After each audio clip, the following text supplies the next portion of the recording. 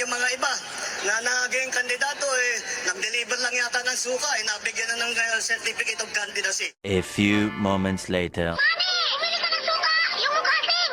Opo, Nay! Pabili nga po ng suka. Imagine ninyo, kung ang Senado ay mapupuno ng tao na kagaya namin, itong lahat na andito ngayon, makita mo, kung yung mga tao na yan makaupo sa Senado, tapos ang problema ng Pilipinas. Idagdag po ninyo lahat itong kasama natin dito. Kung mapanalo natin ang number 10, Senator Bundok, Jimmy Bundok, Atty. Bundok, napakagaling na abogado. Of course, Senator Bongo, Senator J.B. Hinlo, abogado na, fighter pa. Atty. Raul Lampino, yan, no question. Talagang astig yan, abogado. Ito ba? Congressman Rodante Marcolita. Of course, ang ating pinakamamahal na kahit na nasa politika na siya, dahil nagpahil na siya ng kanyang kandidacy, but still, he refuses to be called a politician. He wants to be called a leader. Napakagaling, pakinggan. Kaya ako rin, kahit na naka-one term na ako bilang senador, gagayahin ko si Pastor. I don't want to be called a politician. Dahil hindi naman talaga ako politiko yung aking ugali. I am not always politically correct in all my statements, in all my actions. I am not necessarily politically correct. Pero, galing sa puso. Diba? So, huwag niyo ako tawagin politician. Tawagin niyo ako fighter. Fighter. Atty. Vic Rodriguez. Ito rin, lumalaban rito sa corruption. Kaya napakalakas po ng team natin pag nakabalik kami ni Senator Bongo at kasama namin sila lahat. Of course, si Mr. Efectivo, Philip Salvador.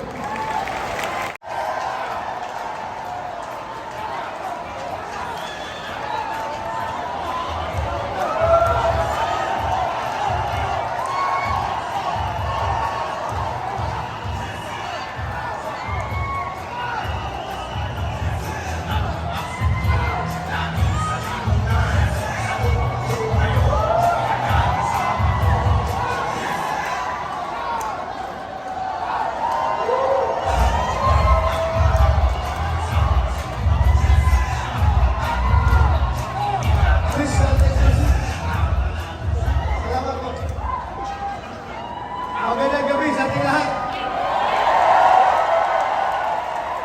Una-una, ako po'y nagpapasalamat kay Pastor Apollo C. Kibuloy at sa buong Kingdom of Jesus Christ for inviting me here sa kanyang kick-off rally. Maraming salamat po. Alam po ninyo, kwento lang ko sa inyo konti. Last week,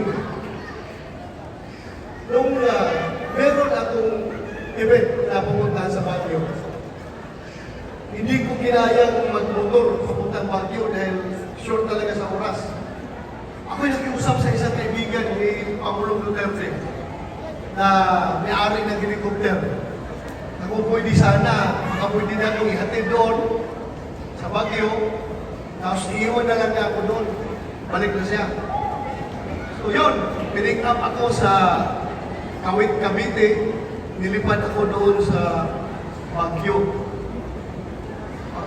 Baba ko sa chopper sa Baguio. Lumipad ulit ang chopper pauwi Manila. At sa kasamang palad, yung chopper at yung piloto ay nalaglag at namatay yung piloto. So, iniisip-isip ko, bakit hindi nalaglag yung chopper na apat kaming sakay, paakyat sa Bagyo? Bakit nalaglag siya nung isa na lang, niluto na lang ang sakay, pababa pa? So, I realized na siguro nga, meron pang misyon si Lord para sa akin dito sa mundo. At ang misyon na yan, I am sure, gusto niya ipagpatuloy ko yung aking laban. Ating laban, hindi ko ito personal na laban. Laban natin lahat ito. Laban sa druga, laban sa kriminalidad, at laban sa korupsyon.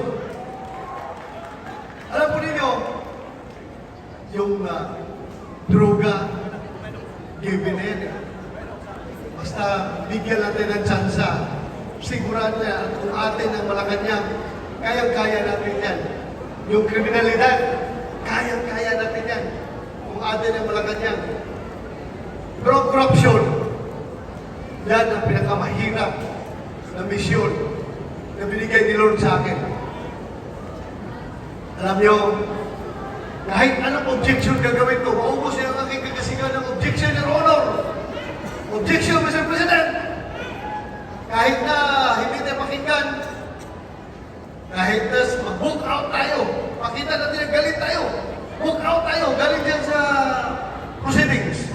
Book out tayo. Wala pa rin mangyayari. Dahil, makasuporta ko doon sa aking laban ay si Senator Bungo at si Senator Ruben Padilla. So pag magbotohan, tatlo lang kami, talo pa rin. So useless yung aking pagsumikap. Ay, hindi naman actually useless, pero sayang. Hindi siya talagang,